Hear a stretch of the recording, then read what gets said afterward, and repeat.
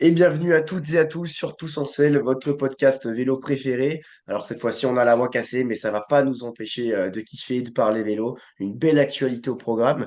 Comme d'habitude, évidemment, je suis accompagné de Tony Carandotte, l'homme qui a passé plus de temps à regarder Pogacar en 2024 que s'occuper de sa copine. Comment ça va, Tony? Surtout qu'en 2024, je n'en avais pas qu'une de copine, donc ouais, c'est vrai que ça a mis pas mal de temps. Ouais. Ça va bien, Tony? Ça va et toi, Jessie? Il a un peu la voix cassée, sortie de Ouais, maladie, mais écoute, vu l'actualité qu'il y a dans le monde du vélo, ça ne peut qu'aller. Et on va d'ailleurs ouais, on pouvait pas pas prendre tarder. de vacances. Exactement, et on va directement rentrer dans le vif du sujet avec Milan-San Remo 2025, le premier monument de la saison, la Primavera comme on l'appelle, un monument qui a été, à mon sens d'ailleurs, historique. Je ne sais pas si toi tu le qualifies avec ce terme-là. Moi, pour moi, c'est vraiment un Milan-San Remo historique. Alors, pour rappel, c'est Mathieu Van Der Poel qui s'est imposé devant Filippo Ganna et Tadej Pogacar, un sprint entre les trois qui a été maîtrisé de bout en bout par Mathieu Van Der Poel. Mais évidemment, ce n'est pas là que tout s'est joué, c'est bien avant, à 27 km de l'arrivée, tout simplement, lors de la montée de la Cipressa. Tony, toi, à ce moment-là de la course, c'était quoi ta réaction? Est-ce que tu te dis que tu vas vivre un truc dont tu vas te souvenir des années plus tard, ou est-ce que tu te dis non, la course, elle va être pliée dès l'attaque de Pogacar? Bah, tout d'abord, j'étais sur place et c'est vrai que sur la ligne d'arrivée, quand ils entament la Cipressa, on entend le public italien commencer déjà à scander le nom de Ghana parce qu'on a senti que c'était le mec qui pouvait faire tourner en bourrique Pogacar et les autres. Enfin, pour moi, je l'ai senti en tout cas. Et honnêtement, non, je me suis pas dit ça va être une édition plus marquante que ça à la mort de la Cipressa.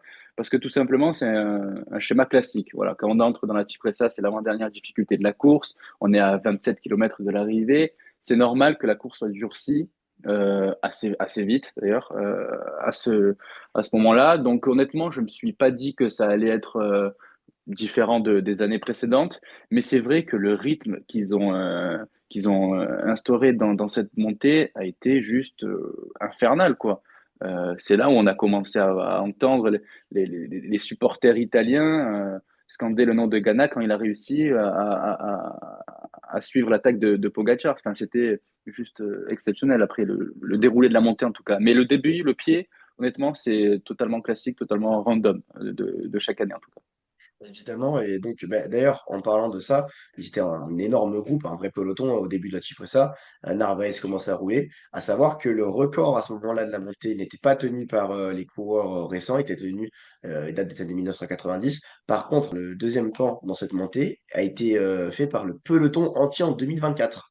Voilà pour l'information. Donc tout le peloton il n'y avait pas eu vraiment d'attaque, je crois, sur la Cipressa, ou ça n'avait pas eu, comment dire, ça n'avait pas C'était pas déformé tout le sorti, ouais. peloton. Voilà, et donc le peloton de l'année 2024, tous ces gens-là, sont le deuxième, enfin désormais troisième, donc, puisqu'on va venir au record qui a été établi, mais troisième sur la montée de la Cipressa, ce qui est vraiment fort, ce qui montre aussi les efforts qui sont mis dans cette montée-là, que même si l'année dernière, il n'y a pas eu de gros écarts, bah, tout le monde allait quand même vachement vite.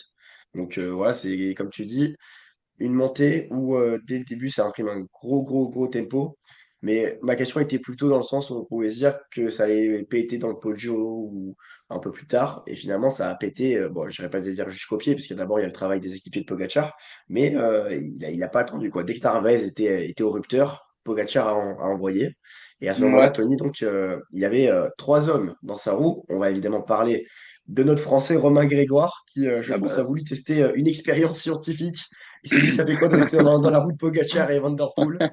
Et ah bah après, il a là, fait, c'est un peu trop pour moi, merci. Mais il a été énorme, Romain. Et non, je pense que c'est de bon augure pour ses prochains Milan-San Remo et ses prochaines courses. Et évidemment, donc comme on l'a dit, Ghana, Van Der Poel. Là, à ce moment-là, on voit un trio de tête partir. La descente, évidemment, classique. Pogacar qui prend beaucoup de relais. Van Der Poel, presque pas, parce qu'il sait pour Van Der Poel que si ça finit au sprint, il a bien plus de chances. Donc on voit aussi cette stratégie-là, de laisser pourquoi pas revenir Ghana, parce que Ghana peut passer des relais. Comme tu dis, il y a tout le folklore autour de Filippo Ganna. Ça pourrait être le premier Italien à gagner depuis 2018. C'était Vincenzo Nibali, le dernier à avoir gagné. Donc, il y a tout ça qui est autour de Filippo Ganna. Et vient la montée du Poggio, Tony. Et alors là, moi, je me suis dit, non, là, on rentre dans un scénario complètement dingue, puisque Pogacar attaque dès le pied. Mm. Seul Van Der Poel reste. D'ailleurs, il y a une image aussi, je ne sais plus si c'est dans la Cipressa ou dans le Poggio, où Pogacar attaque, Van Der Poel récupère le bidon. C'est-à-dire qu'il a le temps de récupérer le bidon, puis de le rattraper derrière. C'est-à-dire que C'était, le ouais. gars a une confiance qui est exceptionnelle. Et moi, Tony, l'image qui me marque particulièrement, c'est cette attaque de Mathieu Van Der Poel, justement. Il contre Tadej Pogacar et il fait un écart. Oui, oui, oui, oui, oui. Ben, en fait, je sais plus si je crois que c'était au sommet de la... Non, non, c'était pas au sommet de la Cipressa, c'était dans le Poggio. Van der Poel a récupéré un bidon et avec toute la sérénité qu'on lui connaît, hein, il a pris, il a pas fait les choses à moitié, il a pas jeté le bidon en l'air.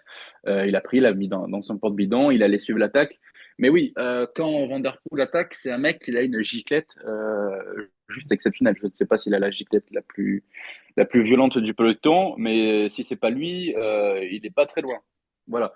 Donc c'est normal qu'il, enfin c'est normal. Oui, c'est normal qu'il lui ait mis 2-3 mètres d'entrée, mais on a eu un Pogacar aussi qui a su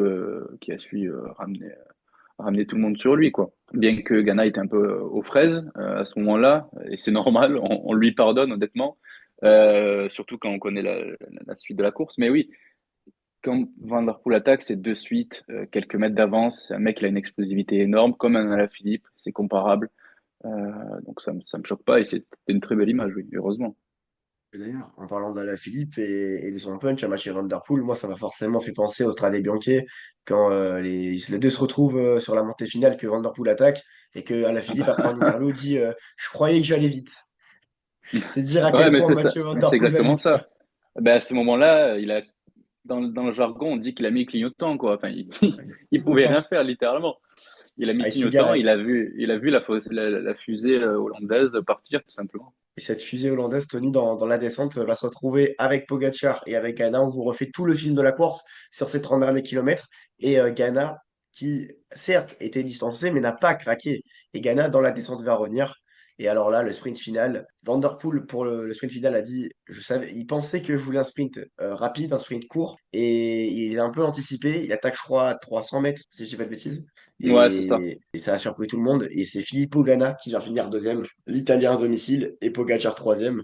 Un podium de rêve tout simplement sur cette course. Bah oui, bah là, on pouvait pas espérer mieux, comme l'année dernière, Matthews, Philipsen et Ghana. Donc c'était juste exceptionnel. Exceptionnel. Mais cette année, c'est vrai que Ghana, je le sentais faire quelque chose de bien. Il était costaud durant tout Tirreno Adriatico. On a senti qu'il s'était pas mal entraîné, qu'il avait pas mal roulé, justement, à mon avis, dans le but de faire ce genre d'effort pour Milan-San Remo, parce que ça reste un Italien. Son objectif premier, à mon avis, c'était Milan-San Remo. Il tournait autour depuis un petit moment. Il l'a pas gagné, mais à mon avis, si on lui avait dit au départ, sous la pluie à Milan, qu'il allait faire deux, il aurait pris, quoi.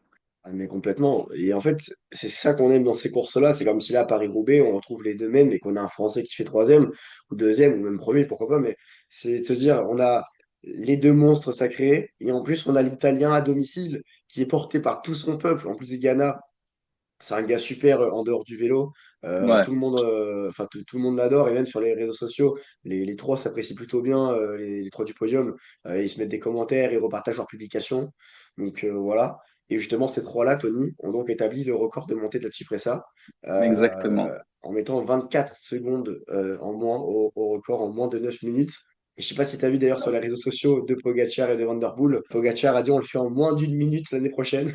Ouais, ouais, mais je sais pas pourquoi ça me choque pas trop aujourd'hui. Ah, vraiment, vraiment, c'est une possibilité avec eux. On se dit, on sait pas comment, mais ils seraient capables de nous sortir des trucs Ouais. qu'on voit nulle part ailleurs. Et donc, moi, Tony, je reviens à la question de base. Est-ce que pour toi, ce Milan-San Remo était historique? Ce Milan-San Remo est historique, oui. Oui, pour moi, il est historique. On va s'en souvenir très longtemps. Ben, c'est simple, on a eu un scénario de course pas mal. Enfin, si on fait le storytelling de la course, ça démarre sous une trombe d'eau à Milan. On se dit ça va être compliqué. Puis au fur et à mesure, bon, on connaît le Milan-San Remo, hein, c'est 300 bornes. Donc les 280 premiers kilomètres, on se fait un peu chier, quoi. Mais, euh, mais outre ça, non, dans les 30 dernières bornes, c'était plutôt intéressant. Il y a eu pas mal de nervosité, ça a été relativement classique. Mais voilà, après, comme tu as dit, j'ai l'impression que plus les années passent et plus on a des vitesses ahurissantes. Je crois que c'était de l'ordre de la Cipressa de 38 de moyenne. Jesse, je sais pas si tu te rends compte, mais Ça 38 de m'étonne. moyenne. Comme tu dis, ça va vite. Merci de le rappeler. Non, non, 38 de moyenne, c'est ahurissant. Et puis le vainqueur, quoi. Le vainqueur, on a eu enfin un mec qui gênait Pogacar, qui bat Pogacar tout simplement. Surtout que il était dans une grosse forme, Pogacar. Van Der Poel, voilà, il faut pas qu'on sous-estime la course de Van Der Poel. Il a battu un Pogacar en forme, donc c'est énorme. Et d'ailleurs, Pogacar, on a parlé en après-course avec Mauro Gianetti, son directeur sportif. Il parlait de qu'est-ce qu'ils auraient pu mettre en place pour battre Van Der Poel. Puis en fait, ils ont refait la course et ils en sont venus à cette évidence, c'est que Mathieu était juste trop fort et que Exactement. là, il pouvait rien faire de plus. Gianetti dit que Pogacar remet tout le temps sa course en question quand il ne gagne pas. C'est-à-dire qu'il se dit tout le temps qu'est-ce qu'il aurait pu faire de mieux. Cette démarche honnête au final de pas se dire ah, c'est la faute d'un tel, c'est la faute d'un tel. Il s'en prend en fait à lui, à sa course se dire qu'est-ce que j'aurais pu améliorer. Et là, il a compris que même si s'il refaisait la course, je pense que le résultat aurait été le même, puisque Mathieu Van Der Poel était vraiment sublime et a sublimé aussi les autres hein, dans un Non, certain mais sens, oui. puisque Mais je oui. pense que Ghana ne finit pas deux s'il n'a pas cette adversité-là en face qui le pousse à se dire il faut que je sois dans leur roue, faut que j'y retourne. Parce qu'il aurait pu se démotiver quand il les voit partir, mais non, non, il n'a pas abandonné une seconde. Donc je pense que c'est un vainqueur qui sublime les autres aussi. Et là, moi je suis d'accord avec toi, Tony. Ça aussi un Milan San Remo historique. Et ça me permet d'ailleurs de faire la transition. On passe donc à la nouvelle qui est tombée, Tony, il y a 2 jours. Yes. Pogacar, Van Der Poel vont se retrouver. Où ça? Oh À là là là là Paris-Roubaix, là là là là là dans l'enfer là. du Nord, Tony. C'est une première. Tadej Pogacar s'aligne sur Paris-Roubaix.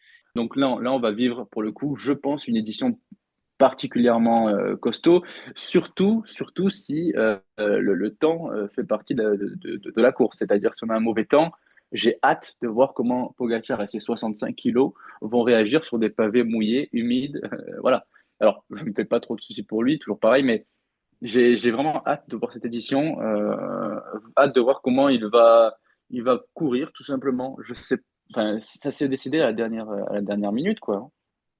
Il nous avait quand même fait du teasing et nous, on en avait parlé dans notre Ouais, émission. On s'était dit, bon, est-ce que c'est un coup de com'? Est-ce que c'est du troll? Et en fait, bah, je pense qu'il avait bien dans un coin de sa tête. Et je suis d'accord avec toi, Tony, parce que même si c'est Tadej Pogacar, là, il rentre vraiment dans un domaine où il y a des experts. Il y a des experts, ouais, il y a des gens à ouais. respecter, en fait. Il y a Il y a des des gens à gens respecter. respectés, il y a des anciens vainqueurs, il y a des mecs qui connaissent la course, ça fait plusieurs fois qu'ils la font, ils savent ce que c'est, ils l'ont fait en 2021 quand ça a été sous la pluie, sous la boue. Donc honnêtement, il va pas être. Alors oui, il va faire figure de favori, mais il va pas être pour moi celui qui va faire apprendre le vélo comme il l'a fait sur d'autres courses. Il va être vraiment en mode. Enfin, tu découvres une course, tu ne peux pas être leader dessus naturellement comme il était sur d'autres courses, quoi. Enfin, ça va être Ouais, hyper compliqué pour lui. Donc voilà, moi je me demande sérieusement s'il va faire preuve d'attentisme, s'il va faire preuve d'observation tout simplement pour se gérer, pour connaître la course. La trouée d'Arambert, il l'a faite, c'était beau, mais c'est une toute autre trouée d'Arambert qui se dessine devant toi quand il y a des gens derrière toi, quand tu as des vendeurs poules dans ta roue. Enfin, je veux dire, voilà, hein, il y a qu'à aller sur les réseaux sociaux, marquer trouée d'Arambert et se rendre compte de la difficulté du truc, quoi. La dernière fois qu'il était allé sur les pavés du nord de la France, je crois que c'était pendant le Tour de France, ouais. et c'est vrai qu'il avait eu la tête froide parce qu'il avait attaqué, je crois, le peloton à ce moment-là. Il avait mis un peu la zizanie, parce qu'il avait foutu un beau Ouais. bordel, ouais. Il avait été rattrapé d'ailleurs juste après, donc c'est dire aussi comment dire la puissance d'un peloton qui a l'habitude de faire Paris-Roubaix derrière, parce qu'ils n'ont pas lâché Exactement. Pogacar, ils l'ont rattrapé à la fin. Mais pour découvrir l'enfer du Nord, Tony sera notamment accompagné de Florian Vermersch. Florian Vermersch, on l'a connu Hmm, sur les routes de Paris-Roubaix. Il avait fait troisième avec Mathieu Van Der Poel, toujours lui, et évidemment Sonny Colbrelli qui avait gagné en 2021. c'est ça. Deuxième, pardon, excuse-moi, de Paris-Roubaix, pas troisième. C'était Van Der Poel qui avait pris la troisième place alors qu'il avait fait tous les relais en plus.